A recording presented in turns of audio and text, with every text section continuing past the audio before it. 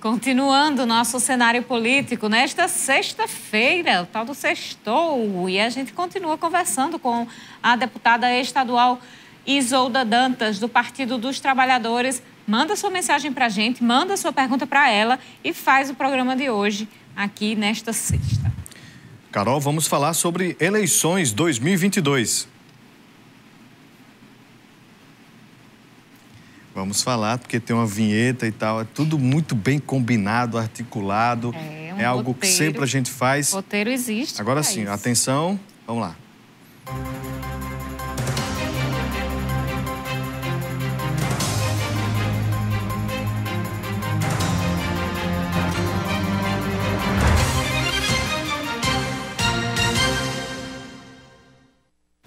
Foi. O PSB oficializou na manhã desta sexta-feira, hoje, a indicação do nome do ex-governador de São Paulo, Geraldo Alckmin, como vice-presidente na chapa de Lula nas eleições presidenciais de 2022. O evento ocorreu em um hotel na Zona Sul de São Paulo. O ex-presidente Lula elogiou o ex-governador Geraldo Alckmin e pediu a ele que o chame de companheiro daqui para frente nesse encontro que teve como objetivo selar essa aliança para a eleição presidencial entre o PT e o PSB. Companheiro é o termo usado por Lula ao se referir a aliados políticos.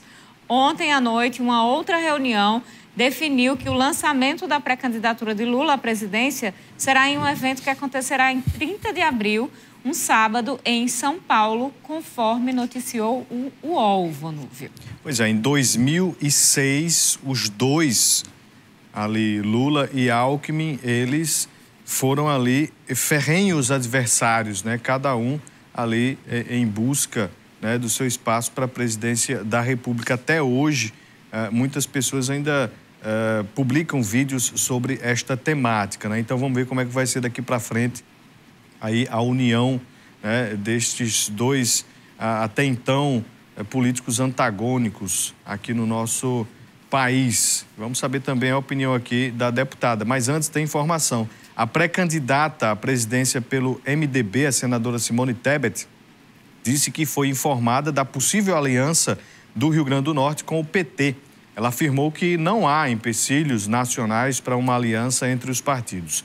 Esta declaração reforça a possibilidade do MDB indicar o vice de Fátima na corrida ao governo do estado. Pois é. E aí, deputada, vai ter essa aliança? O PT vai conseguir, a gente estava conversando hoje na rádio, não é, Vonúvio? O PT vai conseguir o que ninguém conseguiu, nem os próprios alvos, que é colocar todos os alvos num palanque só? Olha, vocês acompanharam, nós temos feito nosso mandato e nossa pré-campanha, nós temos organizado vários debates, inclusive com o tema o que está em disputa no Rio Grande do Norte. Nós começamos na semana passada com um debate com o Aldemir, secretário de Planejamento, e também com o pré-candidato a deputado federal Alexandre Mota, e um debate sobre, inclusive, esse cenário do que está em disputa nas eleições de 2022 aqui no Rio Grande do Norte. Tivemos um problema técnico, o Aldemir não conseguiu participar, mas fizemos com o Alexandre. Essa semana nós fizemos com o secretário, o chefe da Casa Civil, Raimundo Alves, que inclusive tem acompanhado o processo de debate sobre a chapa majoritária. Então, quero só afirmar que não tem uma definição sobre o vice de Fátima, não tem nem candidato de oposição ainda. Então, esse tema do vice é uma questão que tem muito tempo para se discutir. Como vocês sabem, o PT é um partido que faz muito debate acerca disso. Nós temos todo um trâmite, né? Tem o debate na executiva, no diretório, depois tem um encontro de tática eleitoral. Então, tem um debate longo para ser feito. Não, como eu já disse, a executiva, na sua última reunião, delegou a responsabilidade à governadora Fátima, junto com o presidente do PT, a construir esse diálogo com os partidos que são contra o bolsonarismo, que é contra Bolsonaro, que acredita numa possível reeleição da professora Fátima. Sobre minha opinião sobre isso, eu acho que esse debate vai ser feito dentro do partido e eu acredito que o PT pode caminhar, né, com pessoas que fizeram, inclusive, o processo, junto com a professora Fátima, de reconstruir e colocar o Rio Grande do Norte, como a gente diz, tendo norte, porque nós estávamos sem norte, a gente estava só com o Rio Grande. Então, acho que o PT demonstrou que sabe construir um processo desse. Acho que está na hora da gente se libertar de muita coisa que ficou meio que atrapalhando esse processo todo. Mas acredito, e como vocês sabem, eu sou extremamente partidária, nós faremos esse debate dentro do PT. Segunda-feira agora, acho que às 17 horas vai ter reunião da Executiva. Eu sou membro da Executiva Estadual do PT, porque sou líder da bancada na Assembleia. E esse debate vai ser feito. E, como sempre, o PT é um partido que aceita divergências, né? Esse debate por isso que a gente diz que o PT é um partido democrático, porque é possível divergir internamente. E nós vamos fazer esse debate colocando que o PT pode, sim, caminhar com as forças democráticas, com as forças que acreditam em tudo aquilo que a gente construiu até então, né? O direito da classe trabalhadora, que, inclusive, teve bastante retrocesso nos últimos tempos, mas, sem dúvida nenhuma, faremos e o PT tomará a melhor posição, que eu acredito, para garantir a reeleição da professora Fátima. Dizendo que, como eu repito, tem uns tempos para isso, as convenções vão até agosto, o PT vai amadurecer isso, né? Vai escutar as posições divergentes, inclusive a minha, para que a gente possa ter uma decisão madura acerca disso. Carol, quando fala da união dos alvos num palanque só ali em torno de Fátima, vem muito para o pragmatismo que Raimundo Alves colocou em entrevista lá com a gente, que o objetivo é eleger a Fátima Bezerra novamente ao governo do Estado e o presidente Lula a presidente da República. E dentro disso tudo a gente vê já alianças ali ou conversas com o Carlos Eduardo ao Senado, né? O vice poderá sair do MDB, o Henrique Alves saiu do MDB e foi para o PSB, que faz a composição junto com o PT, né? Dentro disso tudo que a senhora observa, né? E focando para o Senado, a senhora também diverge do apoio a Carlos Eduardo? Olha, Evanúvio, o pragmatismo, ele é importante, mas ele não pode abrir mão, nem arredar nem 1 milímetro de tudo que a gente já conquistou. Esse debate, ele tem que ser feito tendo como foco, né, aquilo que a gente sempre defendeu, o direito das mulheres, da juventude, dos LGBTs, o direito da classe trabalhadora, a defesa, né, do que já se conquistou, como, por exemplo, o piso, que foi um debate intenso que aconteceu num período muito recente. Então, o pragmatismo não pode nunca se distanciar disso. E isso que nós vamos o tempo todo defender no PT. O pragmatismo não pode se sobrepor a toda a história que nós construímos, não pode se sobrepor à história da governadora, que é uma história bonita, a história de cada um de nós que acreditamos que a política é a ferramenta capaz de mudar a vida das pessoas. Eu tenho dito isso todos os dias.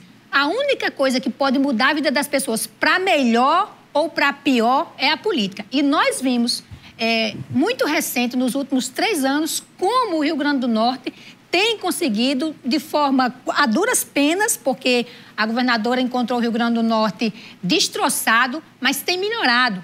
A governadora conseguiu colocar o salário em dias. Nós tivemos, lá pela Assembleia, Carol, passaram mais de 20 categorias que tiveram reajustes salariais, que tiveram seus planos aprovados. Tinha categoria que nem plano tinha. Então, é disso que nós estamos falando. Não podemos arredar de forma nenhuma, se distanciar nem 1 milímetro tudo aquilo das nossas bandeiras que nós defendemos e que nos trouxeram até aqui, como deputada, como governadora e como o maior partido hoje da América Latina. Então, isso não pode ser separado de forma nenhuma. Um dos cenários da pesquisa TCM-TS2, que foi divulgada na última segunda-feira, mostrou que no cenário, quando se inclui o senador Jean Paul Prates na disputa ao Senado, e quando se retira, os votos dele não são transferidos para Carlos Eduardo. Como é que a senhora vê esse comportamento do eleitorado nessa intenção na votação para as eleições do próximo ano? Desse ano? Desse ano. Aí, primeiro eu quero aqui dizer que o senador Jean Paul teve muita maturidade nesse processo.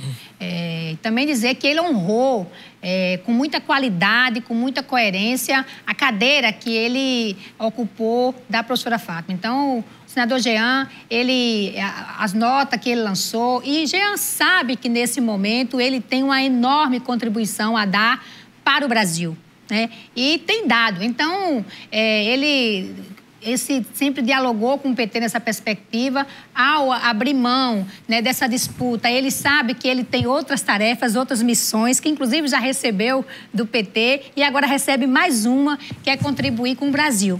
Por isso, eu acho, Carol, que o eleitorado ele é muito sábio, né? Ele vê no senador Jean, né, uma qualidade, alguém que contribuiu com o Rio Grande do Norte, mas também reconhece nesse senador a sua maturidade e a sua decisão, né, junto com o PT, de abrir mão para contribuir com a reeleição da professora Fátima. Qual é a dificuldade hoje que a senhora vê da gestão Fátima atingir ali o eleitorado da capital? Porque ela tem nomes de peso no interior do estado, né? O próprio Francisco do PT, Isolda e outros nomes da esquerda fazem uma composição interessante no interior do estado. Agora, para a capital, seria ali uma das maiores dificuldades e é o que a gente mais analisa sobre o pleito e sobre atingir votos em Natal e região metropolitana. Como é que a senhora vê esse tipo de dificuldade que Fátima ainda precisa superar? Olha, Manu, historicamente, o PT sempre teve dificuldade ali na área metropolitana, né? Basta a gente fazer um histórico, inclusive, das disputas que a atual governadora fez em relação à Prefeitura de Natal, né? Acho que a Fátima disputou várias vezes com muita dificuldade. Inclusive, foi na sua última eleição para governadora, foi onde ela teve uma derrota significativa, foi na capital. É que existe um eleitorado ali mais conservador, né, com mais concentração de renda. Então, isso dificulta mais esse acesso de uma compreensão de esquerda. É claro que não é só em relação à pessoa da governadora Fátima Bezerra. É um eleitorado que tem uma definição histórica, uma construção histórica, né, de ter dificuldade de votar na esquerda. Diferente do que é, inclusive, mais no interior do estado, porque essas pessoas, principalmente na época do governo Lula, mudaram suas vidas para melhor. Então, essa dificuldade que a governadora enfrenta na área metropolitana é uma dificuldade histórica da esquerda, né? E que tem a ver com o nível de renda, tem a ver com o perfil do eleitorado, que é um perfil mais conservador numa perspectiva dessa classe, né, que dificulta mais essa percepção. Mas eu acredito, e eu sou uma deputada que tenho insistido que o governo do estado tem que ir para o interior, porque é uma população que necessita ter acesso às políticas públicas. Eu costumo muito dizer, precisa passar da reta Tabajara. Então, todo o programa que o governo vai apresentar para ele, e aí, da cultura, que a gente estava falando, eu dizia, Crispa, tem que regionalizar os editais. Hoje, os editais, inclusive a Fundação José Augusto fez nos últimos 3 anos mais de 20 editais. Esses editais têm que ser regionalizados. Então, tem cota para a região. Então, é assim que eu acho que precisa o Estado se comportar. Mas, voltando ao eleitorado, tem sim um perfil mais conservador e isso, como eu já disse, não é da professora, da composição, né, da classe social, da visão de mundo que a parte daquela população tem. Vamos fazer nosso segundo intervalo. No próximo bloco, a gente volta e traz também a sua participação.